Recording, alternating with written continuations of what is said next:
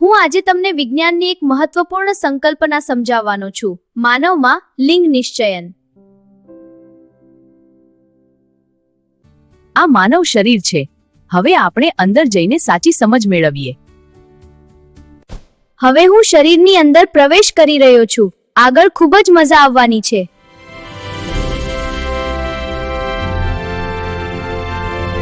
શું તમે જાણો છો, માનવ શરીરમાં લાખો કરોડો કોષો હોય છે.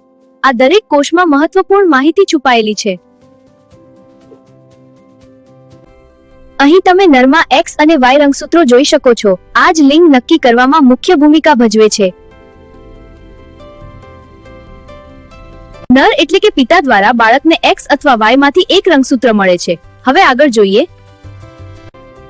માદા એટલે કે માતા તરફથી હંમેશા એક્સ રંગસૂત્ર જ મળે છે, કારણ કે માદા પાસે બંને એક્સ રંગસૂત્ર જ છે. જો માતા અને પિતા બંનેમાંથી એક્સ રંગસૂત્રો જ ફલનમાં ભાગ લે તો જન્મનાર બાળક માદા એટલે કે પુત્રી હશે. જો માતા તરફથી એક્સ રંગસૂત્ર અને પિતા તરફથી વાય રંગસૂત્ર ફલનમાં ભાગ લે તો જન્મનાર બાળક નર એટલે કે પુત્ર હશે. આમ માનવમાં લિંગ નિશ્ચયન માટે જવાબદાર પિતા છે, માતા નહીં. સમજાયું ને તમને?